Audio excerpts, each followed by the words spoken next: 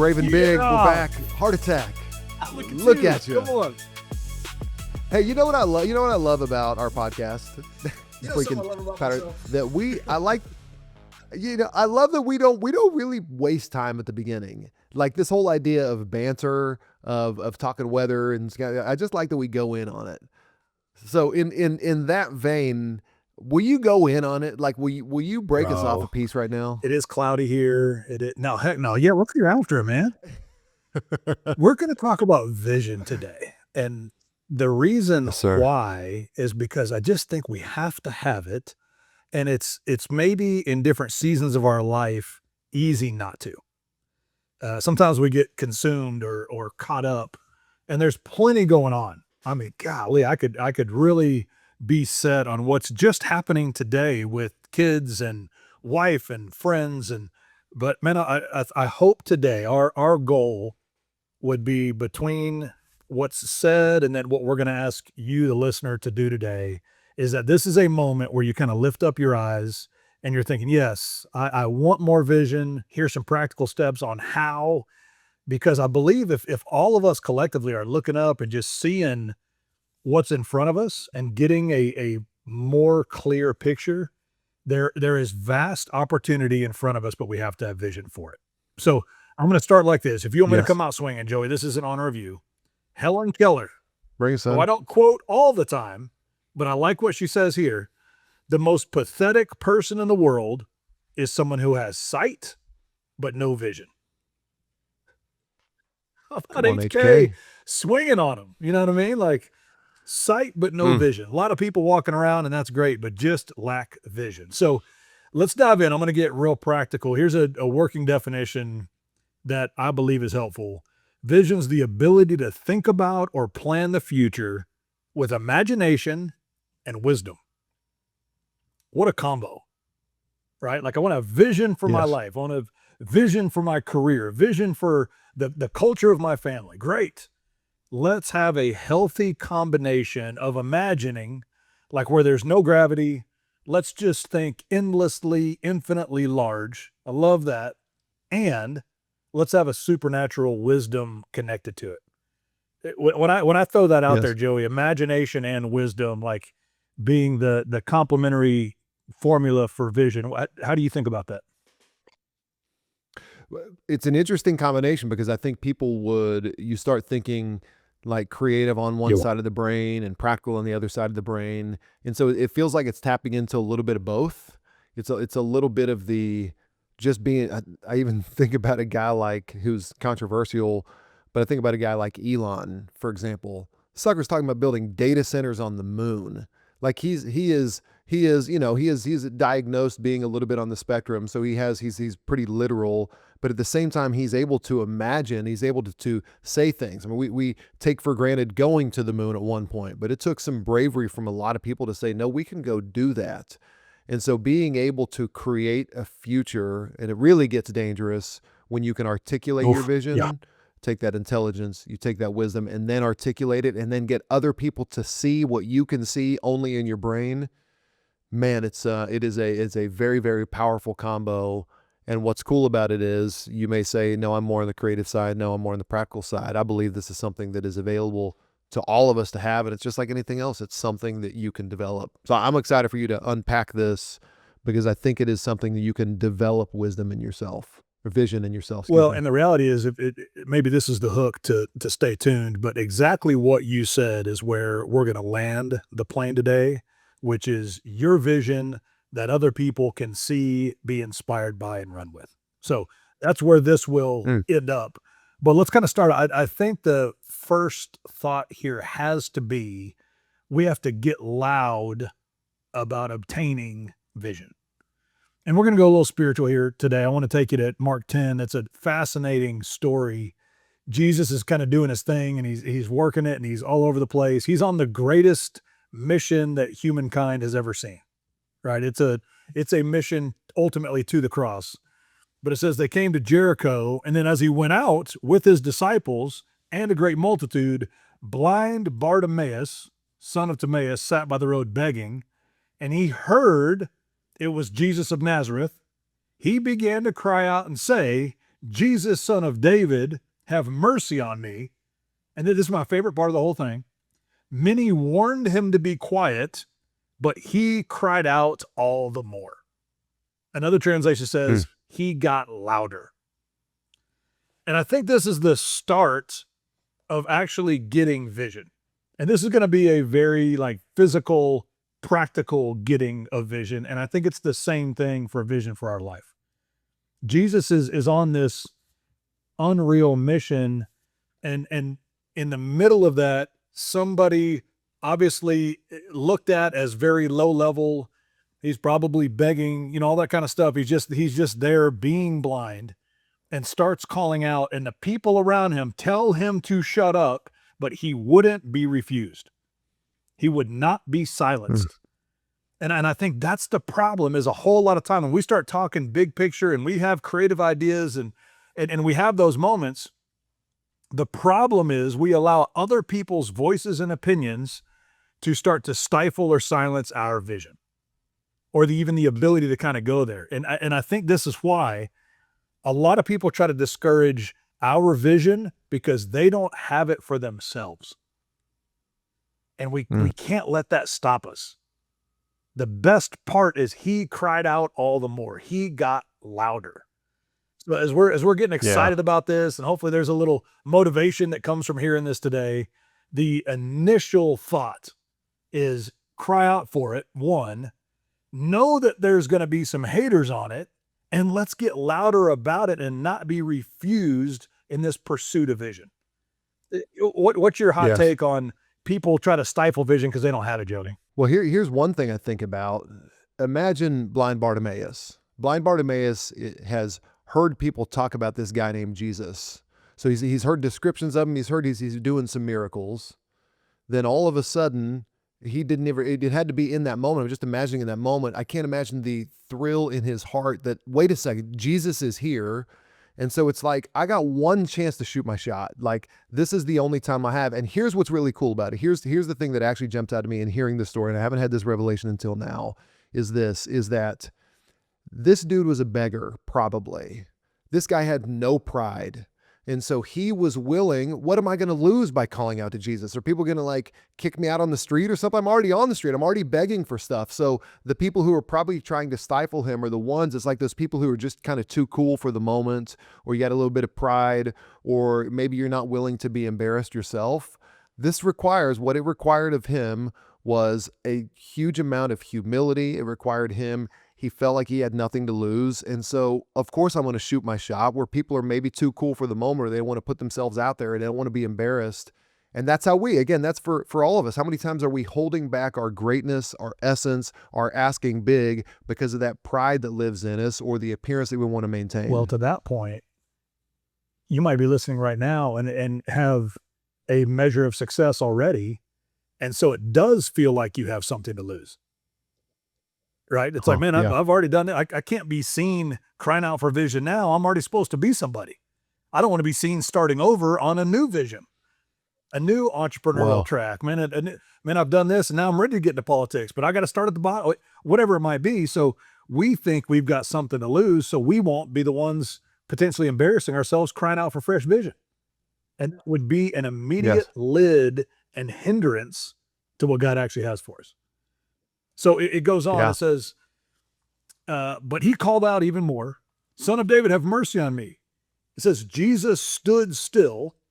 Remember, he's on a mission, but he heard his name being called, and that's the same today. Jesus will stop and listen to us. And he demanded the man to be called. Like, man, get Bartimaeus up here. This is fascinating, because all of a sudden now all the haters immediately change. They called the blind man, hey, be of good cheer, brother. Rise. He's calling you. Now they're all fanboying over the guy that got some attention. And I think that's how quickly the hate can shift and change, because we're talking about fickle people. And we can't let that deter us from the initial call out. You and I have actually talked about this. Sometimes I think we have 2 or 3 people in our head that would make if you made a new post on the gram, it's like, oh yeah, that one guy might say something about it, so maybe I won't post it. And we're Yeah. sometimes so weak that we would let one person's opinion that shouldn't get an opinion, shouldn't dictate what we do with our lives, that our aunts might say something or think something or whatever it might be. But what if we just were the people that weren't allowing inappropriate voices to dictate what we do? Hey, this is, and I don't want to minimize how hard this is. This is really hard. This is I think you have to build up some thick skin. I think about right now being a teenager, think about all of our kids. It's really hard to get loud. It's really hard to call it out. And by the way, kids, if you're listening, it gets really hard when you're an adult too. And so I mean, heck, even doing this, like even like putting ourselves out on a podcast and talking about issues and making ourselves vulnerable. Yeah, there's some vulnerability to it, and vulnerability by nature is turning your soft underbelly, giving somebody the opportunity to stab you. But those are the people, to your point on the people who started fanboying over him. Those are the people we may not want to take those steps for ourselves, but the people we admire are the ones who do go out on a limb. The people we admire are the ones who call out for vision. The people we do admire are the ones who go out there. So what if we started acting like the people we admire? I think that begins to instill some Yeah, courage in get us. in the arena, right? That's the reality. Yes. And here's what happened. Yeah. Jesus says, "Hey, come over here." And it says, throwing aside his garment, he rose and came to Hmm. Jesus. And I studied this a little bit. There's some real significance here. That garment is what defined him as a beggar. So just people walking by could see and recognize that's what that meant, because that's how he collected his money. He would have that garment laid out, ready to receive alms. And it's also what kept him warm at night. So that garment was Well, everything. And this is what's so amazing. As soon as he heard Jesus, as soon as he was called, he threw it because he knew he'd never need it again. Something supernatural took place. And wow. I just want to encourage you, that's what's going to happen here. Man, you're crying out, you're getting louder, Mm. you're fading the heat from maybe some small, insignificant haters that are going to end up wanting to be your friend anyways. And all of a sudden there's going to be that call. And it's like, listen, I'm never going back. I'm never thinking this low again. I'm a person of vision. I'm not afraid of getting louder. Only thing I'm afraid of is not catching the vision. Right. So he comes to Mm. Jesus and it keeps getting better. He gets in front of Jesus and Jesus says, "What can I do for you?" Which is maybe the greatest line in the New Testament. It's a blind So guy good. in front of Jesus. And it would have been, I think it would have been great if he was just like, man, if I was 2 inches taller, if my hair was a little thicker, you know what I mean? Like, wouldn't that Yeah. be like just shock everybody? But Jesus wanted him to say out loud what he was asking for. What are you believing for? Yes. What do you Yes. need from me? And he goes, man, that I might have my sight, that I might have vision.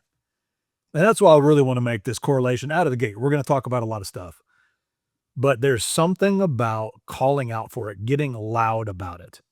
And, to spoil the Yeah. story for you, Jesus heals him. And then it says, and he followed him down the road. So he didn't just get what he Hmm. asked for or get the vision, but he stayed tight because he recognized the source. So let's go here just a little bit, Joey. Like, there is a practical side of this, of calling out for it, asking for it. And then really, man, I'm starting to head down that direction. Man, throw off that old stuff that has been what's currently defining you. And let's actually start down this road and be people of vision. And when I say that, like being a person of vision, like what do you want to kind of expound on there as we kind of slide into this next point? The really interesting thing, as I've read that story before, I really do believe that whatever he would have asked for, Jesus would Yeah. have given it to him. And so when I think about that, this guy's a beggar, let's not forget. So he could have asked for the most shekels he's ever asked for, and Jesus probably would have given it to him, and he would have stayed blind. Or he could have asked for a better position, or at a better city gate, or whatever it is. But I think Jesus would have answered, given him whatever he asked for, and he was willing to ask big. And so I hope that instills confidence, because I think Jesus would have been willing to leave him where he was. I think because he didn't ask for it. I think that was the purpose of the question, which I love that, which is challenging. Go ahead and be audacious in our asks. And I think, again, if we believe that God's a good father, we know he's going to listen to us. He's going to ultimately give us what's good for us. but he is asking us, what do you want? And so we can ask for big Yeah. vision in those moments. Okay, we're just getting warmed up, but if we want to give you an action item, I'm going to challenge you this week. Hopefully, you're listening to it and you're thinking, okay, man, tomorrow morning I'm going to get up a little early, and I'm going to cry out for vision. And I always want to Hmm. encourage you, cry out for it in your personal life, and cry out for it in your professional life. Man, what do you want out of that job? What do you want out of your career? What's the new thing? What's the next thing? Man, with your family, let's cry out for vision. Man, what are you believing for your kids? And you just watch. We're set on this. You ask God questions, you cry out for vision, and be ready. You're going to start writing something down, and it's going to hit you, and there's going to be a fresh vision revelation about where you're supposed to go. Chris, when someone's doing that, when you think about that and someone's asking for vision, we immediately start moving in. I know we're going to talk probably more about this. But you start moving into then strategy and tactics, but it all starts with vision. So when you start getting that vision, we're going to immediately, it's easy for fear to start jumping in because we don't know how to do it. So will you walk through a little bit of how do you handle that whenever you call out for the big vision and you start getting the big vision and then you start getting paralyzed by how that big vision is actually going to become reality? I'll go real personal with this. I knew there was a transition coming. I was on staff at our church, the church we still go to, love it. Knew there was a transition and started praying about it, thinking about it, and really wasn't sure what it was other than there was a little stirring about a transition. And so it was cool because I'm kind of crying out for it like we're telling people to do. Knew that there were some things that had kind of been exciting to me in the future, and I did a fast. You just came off a fast. It was powerful. Hmm. It allowed me to really focus on God and kill the flesh and feed the spirit and the whole thing. And my encouragement here is this: on day 4, I felt like I had a clear reminder from God about some stuff that He showed me when I first got saved. It was really cool. It was Hmm. a few specific things, like really working with the next generation, coaching pastors, encouraging families. It was neat, doing some things international. And so it was new vision that was a little bit of a reminder of kind of who God told me I was when I first got saved, but it wasn't the full plan and every step and strategy. And that's where I Yes. wanted to land is let's not be afraid of some steps and some insight because I really believe that's how it comes to us a lot of times because that keeps us in a place of faith. I had to Yes. stay the course and kind of I love take the that. next step. 2 weeks later, I had written 5 things down that I felt like God spoke to me. 2 weeks later, I was at lunch with a friend, and he goes, "Man, I know this is crazy. I know everything you're currently doing at the church, but there's like 5 things we really need help with in this organization. I just wonder if you'd be open to it." And dadgummit, if he didn't list out the 5 things that God had showed me, Come on. okay? Are you Yeah, serious? I mean, I'm eating queso. I remember Well, just like, "Don't say number 3. Don't say number 4. This is getting weird," you know? It was watch your mouth. shocking. But it wasn't this full clear vision out of the gate, but I got a chunk of it because of the focused call out, kill distractions, get some steps. And then, through time and through being around the right people, it was fascinating that a lot of those things really started to make sense and the path got a lot more clear. And then over the next 5 years, a Yeah. lot of that played out. So again, this isn't like, man, give me the vision, give me 10 practical steps, fill my bank account. Like there's steps that are premature in a good way that need to be taken and need to be focused on so we can really start going the direction God's called us to. Yeah. That's good. So here's what I know to be true. Once that vision presents itself and we start acting and talking like people of vision, I really believe we get good at identifying opportunity. And there's a big difference here. A lot of people see opposition.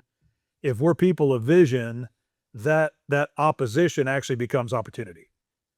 And so I want to go there and I'm going to give you one of the greatest natural examples of this in the world.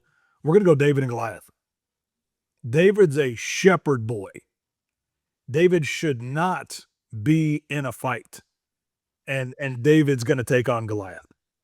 Okay? And I Hmm. think we can clearly see here that David was a person of vision because David didn't see himself or limit himself to his current circumstance.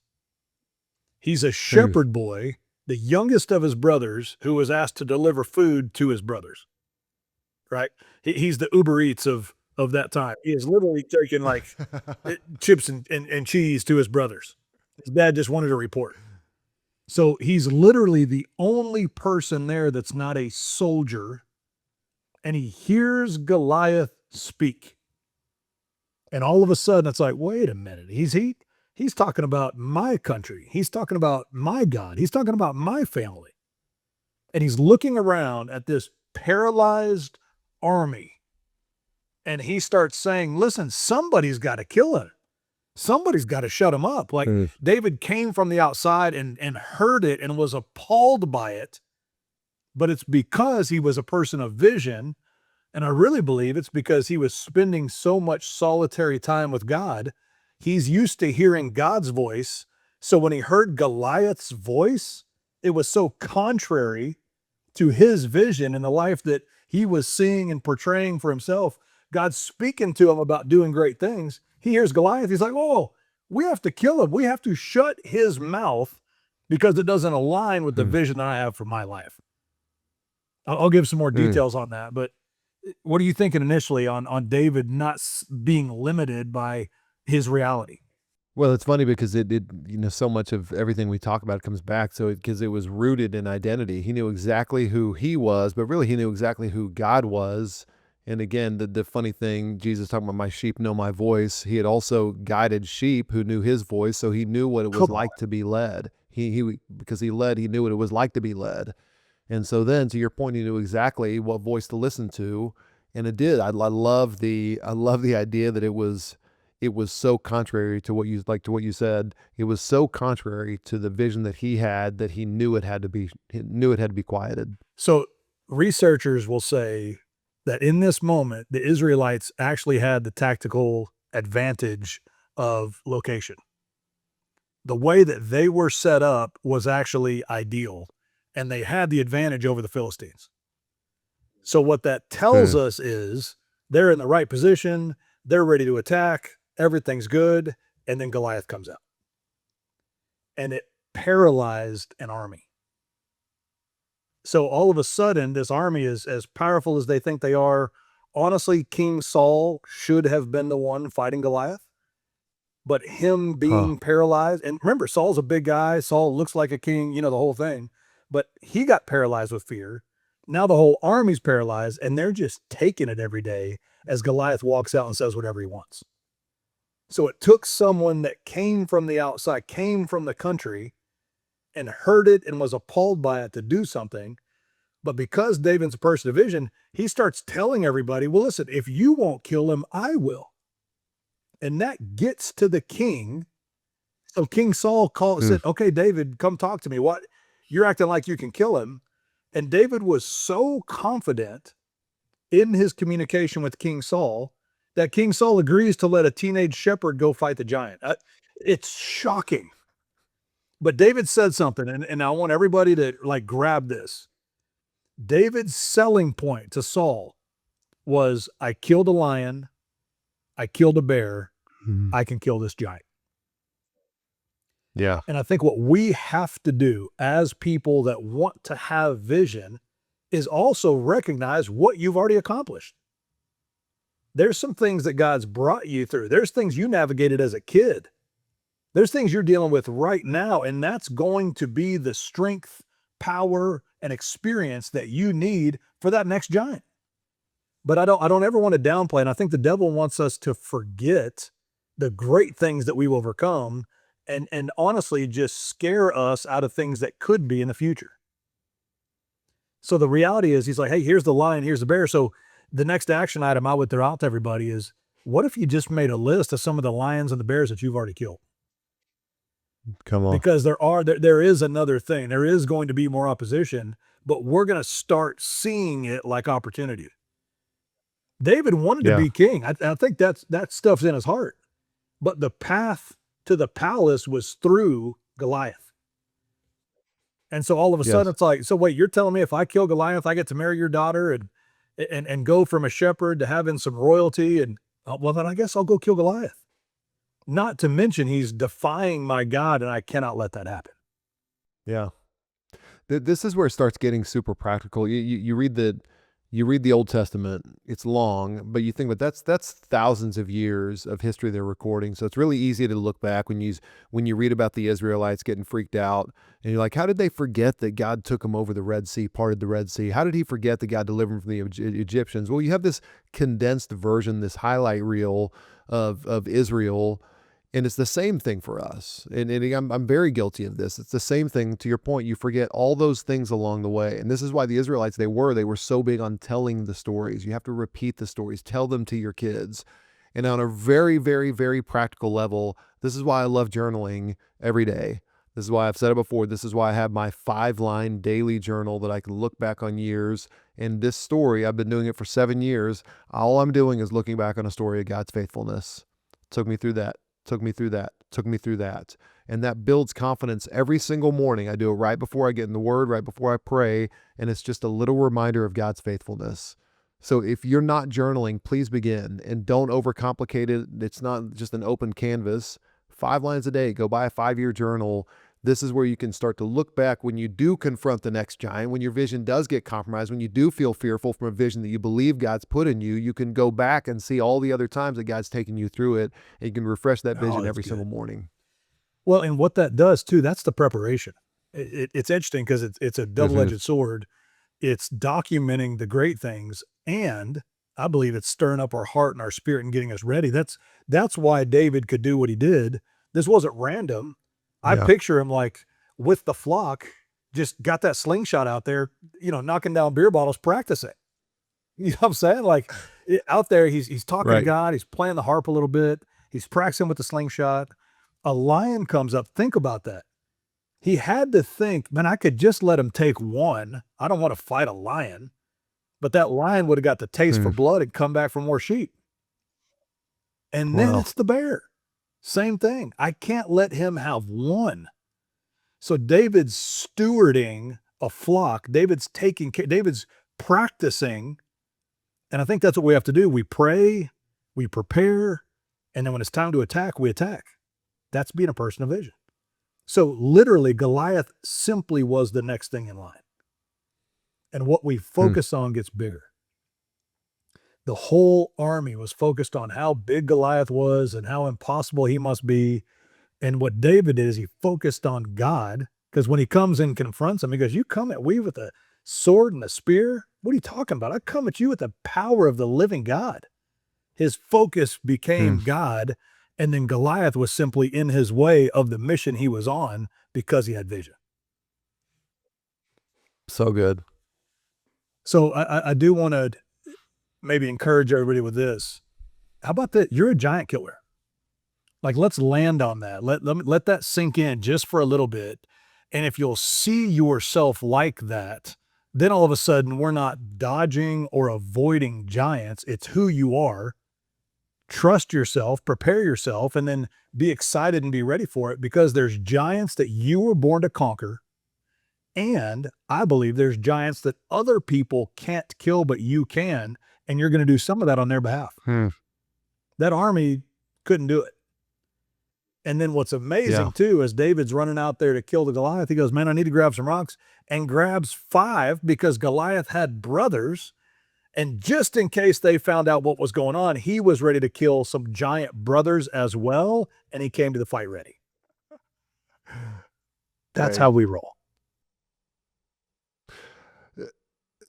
Someone listening right now, they're thinking, again, this sounds awesome. When you think about giants, when you think about the average person who's listening today, what does a giant look like in our lives? You say you're a giant slayer, but help contextualize it for somebody who may be listening. I'll go deep first. How about a giant slayer of a generational mindset that seems impossible to overcome? Some people call them generational curses. Is that, well, my dad and my granddad were alcoholics. You call it whatever you want. I'm just telling you, kill that giant. That does not have to be your current or your future. So let's get a vision for your life, not under that cloud or that inappropriate thought, right? Man, you might need to kill the giant of pornography in your life. You might need to kill the giant of thinking that you can't promote beyond where you currently are at your job. You might need to kill the giant that your kid, this is what I'm talking about, like killing giants for other people. Your kid right now is just has bought into the lie that they're not good at math, and you need to help them kill that giant. Right? You need to kill the giant that you're on the verge of divorce and attack that thing, maybe kill the lust in your life so that we can keep the marriage right. So it's interesting how it presents itself. It might be the giant that has been a lid in your industry, and it's like, man, there's no way we could go get that client. What if we quit thinking like that? Because you're kind of still talking like a shepherd, and it's time to be a giant killer, right? Like let's not. And this is interesting too. Wherever you're coming from on this, if life's great, man, don't let the comfort of life keep you from thinking, man, there's a giant I should go get. And if life's rough, don't let previous experiences keep you from leveling up and actually going and attacking. I threw some examples out there. Is there anything that kind of stirred in you as you're talking about maybe giants that need to be killed? What strikes me on the examples you gave, I was imagining, I mean, I think one of the most, there are two shocking elements of the story of David and Goliath. One is that he was a small shepherd boy, and two was the way that he killed Goliath. He killed him with a slingshot. So I thought about all those things that you described, and I thought about each one of those kind of require a different weapon. You know what I mean? You're gonna have to, with some of them, you're gonna have to attack those lies with words. You're gonna have to come in authority with your words and speak life over it. On others, you're gonna have to go. You may have to do it in community with somebody else through accountability or confession. On other ones, you may have to get like super practical and jump in AA or whatever it is. But what's cool about it is you have to, as you take an assessment of those giants, you think about, okay, what's the weapon that I need to go attack these? Because it's probably going to be a little bit different for each one. That's a great point. And I think you'll have spiritual insight on what's needed for each one. But the key is that we're moving forward, right? Yeah. Okay, so all that being said, let's get even more practical. I really believe that what we've got to do is protect the vision. We're pursuing it. We're calling out for it. We're seeing opportunity.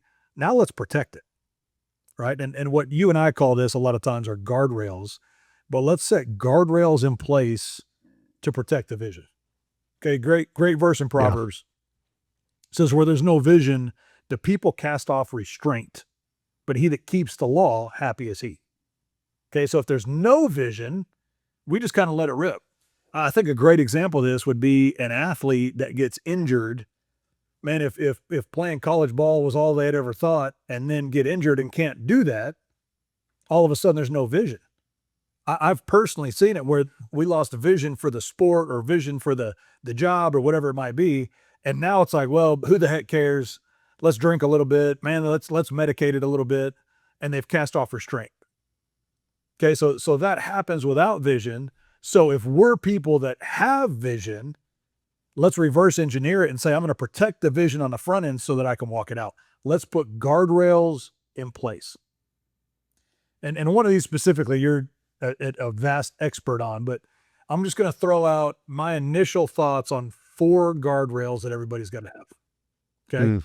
Number 1, what's your guardrail look like with the opposite sex? Got to have them. There's so many guys that are like, hey, for work, I need to travel with a female. It's okay. Sometimes we got to meet together. Sometimes I'm saying, man, what's your guardrail? What if we just eliminate the potential, eliminate the excuse that we could do something inappropriate? Okay. So number 1, opposite sex. Number 2, what you put in your body. You get to decide this. Okay. But what are your guardrails, man? If you're going to drink, how much are you going to drink? Man, if you feel like you need a gummy at night, what's your actual guardrail for that?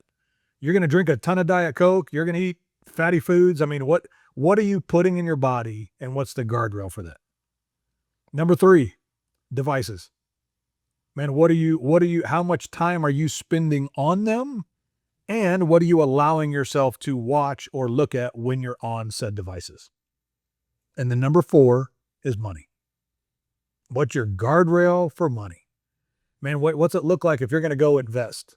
Man, here are the traps that I run before making a good investment. We're going to go purchase something significant. Man, I want to go to Vegas and gamble a little bit. Listen, you get to do what you want, but what's your guardrail for that? Right? So those are kind of my initial 4. And if I was going to challenge you, I just say, okay, what does it actually look like? What are one or two things you have in place? Because the guardrail's powerful. If I start to swerve off the road and hit a guardrail, it's going to mess up the paint, but it's going to throw me back in the middle of the road. Yeah. If I swerve off the road and there's no guardrail, man, we're digging a ditch, and that's really tough to recover from. Talk That's to me. right. Anything we need to add to those guardrails? What would you say to that?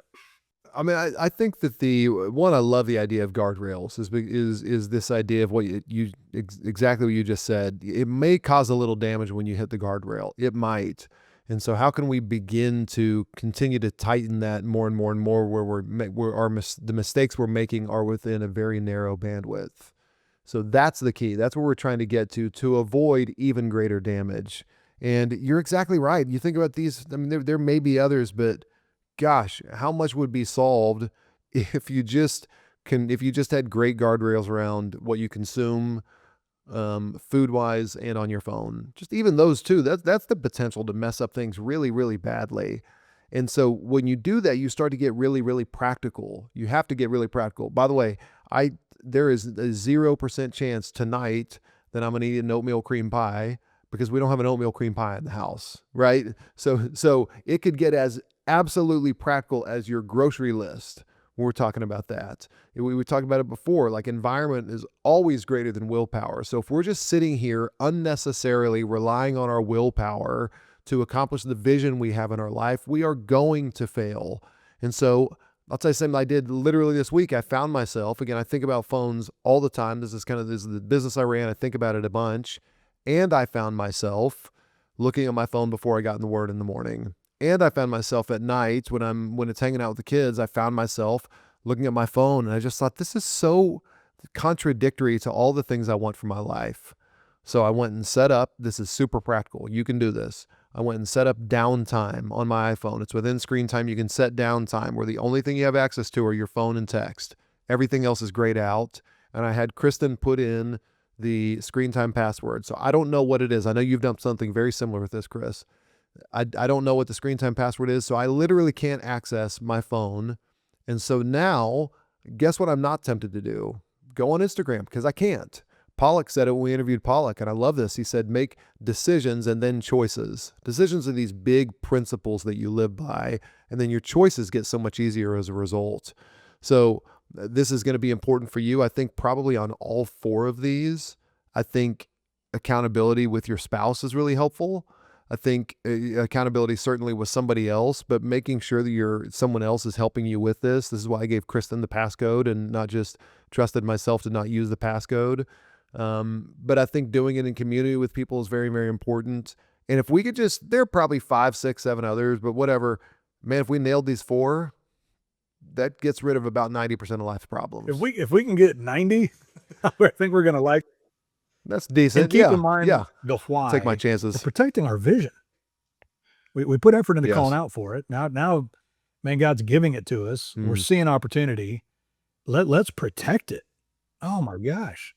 Well, I want you to be at the end of your life thinking, Yes. I fulfilled the call in my life. I caught vision and walked it out, and I was able to be sustainable because there were the proper guardrails in place. Yes. And this is kind of where I think even within a business context, you start thinking like vision, strategy, tactics. We're starting to get kind of strategic with, I mean, if you think about vision's where you're going. Strategy is how you'll get there, and tactics are what you do today. So if we begin, hey, you got big vision. And the strategies, I'm going to set up some guardrails. And the tactics here are exactly the things that I'm going to start building in. And if you can get all 3 of those, then you start to implement, you start to get much closer to achieving that vision. I read related to that. I was like kind of researching, hey, breaking out the differences, those 3 things. And I love this. It says strategy without vision is a map to nowhere. Tactics without vision is just noise. So all of those, let's continue to think through, not just this big ethereal concept of vision, but okay, now let's break down strategy. Okay, now let's break down tactics and make sure all 3 coexist so that you can get to where you want to go. That's good. All right, grand finale here. We're actually going to ask something very direct of you. And it comes from Habakkuk, which I don't know last time you just dove into Habakkuk, Joey, but it's a good one. Okay. Habakkuk 2:2. The Lord answered me and said, write the vision and engrave it plainly on tablets so that the one who reads it will run. What a Hmm. great idea. Okay. And you think Hmm. about the significance of like putting it on a tablet. It's going to be there for a while. Right? We were in Italy Yeah. recently and we're seeing statues and David and Michelangelo's like, I removed everything that wasn't David. But you think about like your vision on a tablet and I'm writing it out. So think about this very practically for you, but I believe that you're going to start asking God for it. You're going to get loud about it. God, I'm asking you for vision. And again, it may not be this full, beautiful, ethereal, visionary thought, but it might be a couple initial steps. And I'm going to challenge everybody to start writing it down. And again, you're going to Yeah. start thinking about it. You're calling out for it, but man, vision for my family. Man, my kids love each other. My kids want to Mm. be around each other. We're going to enjoy our time. We help other families, right? We're writing that up. Man, in my business, man, my business helps build the kingdom. My business generates more income than I could ever give away. Like there's some vision that we start having for this. And then to your point, it gets very practical. I mean, there's a strategy side of it, there's the tactical side of it. But like we promised at the beginning, start writing this down because what we've seen happen is one, when you read it, you're going to be reignited and excited about it and remember that that was given to you by God. And other people are going to read it and they're either going to want to get hooked up with your vision and be a resource for it, or it's going to inspire them to get very clear on their vision. And that's great too. Right. But there's something about writing it so that other people can read it and run. And I think it should probably feel, you should probably get a little heart flutter, I think, when you say it, when you write it down. It should feel pretty big. I think that I read this also about kind of the difference between vision and strategy is if it can change, if your vision can change next week, then it's probably a strategy. So your vision is enduring. Chris, how many times have I heard you say when you talk about brave coaches, I want to coach a generation? And I even hear that as your filter when other opportunities come to you. You've said this so many times and I love it. You just say, well, does that get me closer to coaching a generation or not? And so your vision becomes such a filter for the way that you live your life. And when you have it memorialized, exactly what you're talking about, you can look at it, you can restate it, and you can be able to have that filter to say, are the things that I'm going to do now, are my strategies, are my tactics, are they in alignment with this vision? If not, I know exactly what to do with it because my vision is enduring. My vision is not going to change. All right. So we in thinking of all this a lot, and this is probably worth re-listening to. If you've taken notes, maybe go listen to this with somebody, but there's a lot in, I like how we're kind of distilling this small step to live brave and big. And the distillation that I like that you're putting out there is like next 7 days. So let's talk next 7 days. If you're thinking, okay, how do I go cry out for vision? How do I go get vision? What do I do with vision? You're thinking about someone listening. Small step. Here's what your next 7 days looks like. Perfect question. What if the next 7 days you created space to cry out and hear from God? And what I mean by Hmm. that is every morning, I always recommend the morning, you kill distractions and you give yourself at least 30 minutes and you're asking God questions and write down answers. And if you would do that, I would love you to like text us, write in, whatever you do, send us a postcard, but like be shocked at what takes place. Because if we remove distractions, if we'll cry out for vision, it's going to be really cool what you write down. And it may not be the full, beautiful statement that you'll have someday, but I do think there's going to be some things that get stirred in you that are going to make a whole lot of sense as this plays out. Chris, what if everybody listening did that? Let's think crazy for a second. I want you to, let's imagine the life change in families. Let's imagine what that does for a son to look up to a father who has vision. Let's think about for a daughter what that means for her when she's starting to evaluate potential guys that she may date someday, when she has a father and a mother of vision. Let's think about the mother who has vision for herself. You may not know all your purpose. You may not know how you're going to get there, mom. But if you had vision, think about the confidence that builds in your sons and daughters. And think about the generational impact that happens just by what Chris said. 30 minutes in the morning for the next 7 days. That's where it begins. And I believe that can have generational impact well beyond those 30 minutes every day in the next 7 days. We challenge you to do it. Don't overthink it. Don't second guess it. Let's be people of vision. Be brave and live big. Okay, real quick, triple S for us. Subscribe, share, star, give us 5 stars wherever you listen to podcasts. Thank you so much for joining us this week on Brave and Big. Brave and Big is produced by Sonus Podcast and the brilliant Miles Albritton. We will see you next week.